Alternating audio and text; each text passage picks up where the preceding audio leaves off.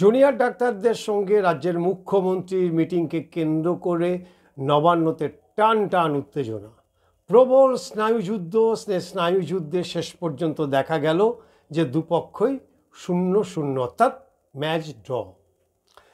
প্রথমে তাদের দাবি ছিল যে 30 জনকে এই মিটিংয়ে তাদের অনুমতি দিতে হবে। নবান্ন থেকে দাবি ছিল 15 জনের বেশি এই মিটিংয়ে যোগদান করতে পারবে না। কিন্তু এক পা পিছিয়ে মুখ্যমন্ত্রী শেষ পর্যন্ত এই 30 জনকেই অনুমতি দিয়েছিল নবান্নতে তার সঙ্গে মিটিং করার জন্য। এর দ্বিতীয় যে দাবি করেছিলেন জুনিয়র ডাক্তাররা, যে এই পুরো যে বৈঠক অর্থাৎ মুখ্যমন্ত্রী উপস্থিতিতে যে বৈঠক এই প্রতিনিধিদের সঙ্গে হবে, সেই বৈঠক সরাসরি লাইভ স্ট্রিমিং করতে হবে, অর্থাৎ রাজ্যের মানুষ সরাসরি দেখতে পাবে যে নবান্নতে মুখ্যমন্ত্রীর সঙ্গে কি আলোচনা করছেন, কি ফল হচ্ছে এবং এর সমাধান সূত্র কি। এই জায়গাটাতেই রাজ্যের প্রশাসন অর্থাৎ প্রধান প্রশাসন বলা যেতে পারে মুখ্যমন্ত্রী, তিনি রাজি হননি যে এই লাইভ স্ট্রিমিংটা রাজ্যের মানুষ দেখুক।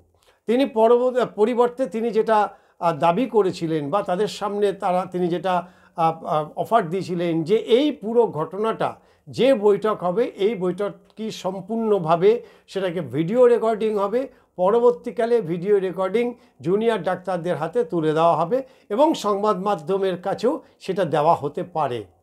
এই লাইভ স্ট্রিমিংয়ের ক্ষেত্রে মুখ্যমন্ত্রী যে বলেছেন, যে বাধার কথা তিনি বলেছেন সেটা হচ্ছে যে সুপ্রিম কোর্টের যখন এই মামলা বিচারাধীন তখন এই সাবজুডিস ম্যাটার নিয়ে আলোচনা করা যাবে না। এখান থেকেই প্রশ্ন উঠতে শুরু করেছে এবং জুনিয়র ডাক্তারদেরও সেই একই প্রশ্ন যে উনি কেন ভাবলেন যে এই বৈঠকে সুপ্রিম কোর্টের এই সাবজুডিস ম্যাটার নিয়ে এই মামলা নিয়ে তারা আলোচনা করবে। কারণ এই মামলা কিসের ভিত্তিতে হবে, এই আলোচনা কিসের ভিত্তিতে হবে, একেবারে পরিষ্কার করে কিন্তু জুনিয়র ডাক্তারদের তরফ থেকে নবান্নকে জানিয়ে দেওয়া হয়েছিল। নির্দিষ্ট 5 দফা দাবি, সেই দাবি নিয়েই এই বৈঠকে আলোচনা হবে, সেখান থেকে সমাধান সূত্র বেরোবে এবং তারপর জুনিয়র ডাক্তাররা তারা কাজে ফিরে যাবে। সেই জায়গায় দেখা গেল যে প্রশাসন তাদের একটি দাবি মানল, অন্য একটি দাবি মানতে রাজি হলেন না। এই কারণে যে সেখানটায় এই সাবজুডিস ম্যাটার নিয়ে আলোচনা হবে, যেটা এই সাবজুডিস ম্যাটার অর্থাৎ আইন বহির্ভূত হবে বলে তিনি দাবি করেছেন। ফলে এই যে লাইভ স্ট্রিমিং নিয়ে যে টানাপোড়েন, সেই টানাপোড়েনের জেরেই শেষ পর্যন্ত নবান্নে যে বৈঠক, সে বৈঠক আর হয়ে উঠল না। কিন্তু প্রশ্ন থেকে গেল যে তাহলে সমাধান সূত্র কোথায়? এই আন্দোলন কতদিন ধরে চলবে?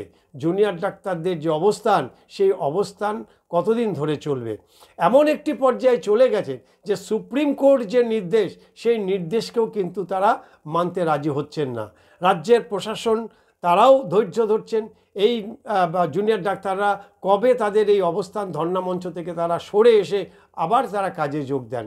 অন্যদিকে জুনিয়র ডাক্তারদের একেবারে অনড় অবস্থান যে যতক্ষণ না পর্যন্ত তাদের এই 5 দফা দাবি মানা না হচ্ছে তারা কাজে ফিরবেন না। তার মধ্যে 1 নম্বর তো তিলোত্তমার বিচার, সঠিক বিচার। 2 নম্বর যেটা হচ্ছে যে কলকাতা পুলিশ কমিশনার বিনীত গোয়েলের পদত্যাগ, স্বাস্থ্য সচিবের পদত্যাগ এবং তাদের এই যে কর্মক্ষেত্র অর্থাৎ হাসপাতালে কাজে তাদের পূর্ণ নিরাপত্তা দিতে হবে। নিরাপত্তা যতক্ষণ পর্যন্ত রাজ্য সরকার সুনিশ্চিত না করছে ততক্ষণ তারা এই কাজে ফিরবেন না, এটা একেবারে পরিষ্কারভাবেই তারা জানিয়ে দিয়েছেন।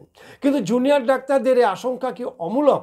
আমরা যা দেখতে পাচ্ছি যে এই ঘটনা যত দিন যাচ্ছে শাসক দল অর্থাৎ তৃণমূল কংগ্রেসের যে সমস্ত বিধায়ক, সাংসদ থেকে শুরু করে ছোট বড় সমস্ত নেতারা যেভাবে এই ডাক্তারদের বিরুদ্ধে তারা মুখ খুলছেন, একটা জনরোষ তৈরি করার চেষ্টা করছেন, সেটা ভবিষ্যতে কিন্তু যথেষ্ট একটা অশনি সংকেত বলেই মনে করছেন জুনিয়র ডাক্তাররা। ঠিক এটাই তারা ভয় পাচ্ছেন যে যেভাবে এই নেতারা তাদের বিরুদ্ধে মানুষ খেপিয়ে তুলছে, সেই জায়গায় তাদের উপরে আক্রমণ হয়ে না ওঠে। আর সেই জায়গা থেকেই তারা সুনিশ্চিত করতে চাইছে তাদের নিরাপত্তা। কিন্তু সমস্ত কিছু বাদ দিয়ে এই যে একটা জটিল পরিস্থিতি, এরকম একটা অচল পরিস্থিতি তৈরি হয়েছে, সেই অচল পরিস্থিতি কিভাবে কাটবে, কোথা থেকে হবে এর সমাধান সূত্র, এখনও পর্যন্ত সেটা কিন্তু জানা যায়নি। মুখ্যমন্ত্রী শেষ পর্যন্ত হতাশ হয়ে তিনি বলেছেন যে তিনি পদত্যাগ করতে রাজি আছেন, জনতা যদি চায় পদত্যাগ করতে রাজি আছেন। জুনিয়র ডাক্তাররা কিন্তু সরাসরি বলেছেন তারা চেয়ারও চান, মুখ্যমন্ত্রী পদত্যাগও তারা চান না। তারা চেয়েছিলেন যে এই 5 দফা দাবি, যে দাবি তারা তুলেছেন সেই দাবি নিয়ে রাজ্য সরকারের কি ভূমিকা, রাজ্য সরকার কি চাইছেন, সেই ব্যাপারে একটা ফলপ্রসূ একটা আলোচনা হোক এবং একটা সমাধান সূত্র হোক। দুটোর কোনোটাই হয়নি। ফলে যে জটিল পরিস্থিতি, সেই জটিল পরিস্থিতি থেকে গেল। ডাক্তাররা সেই ধর্নামঞ্চে আবার ফিরে আসলো স্বাস্থ্য ভবনের সামনে। রাজ্য সরকার তারাও তাদের জায়গায় অনড় থেকে গেলেন।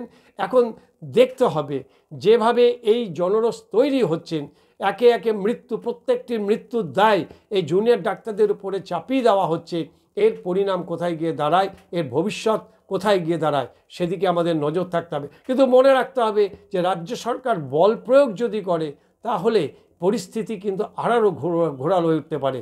হয়তো এই মুহূর্তে রাজ্য সরকার বল প্রয়োগ করবেন না, মুখ্যমন্ত্রী ধৈর্য ধরে তিনি এই পুরো বিষয়টি তিনি নজরে রাখছেন এবং এই পরিস্থিতিতে যারা আলোচনা চালিয়ে যেতে পারে তার দায়িত্ব তিনি মুখ্য সচিব এবং অন্যান্য স্বাস্থ্যকর্তা এবং স্বাস্থ্য প্রতিমন্ত্রীর হাতে দিয়েছেন। এখন দেখতে হবে আমাদের যে এই যে আলোচনা আজকে হলো না, এই পরবর্তীকালে এই ঘটনার জল কোন দিকে গড়ায়।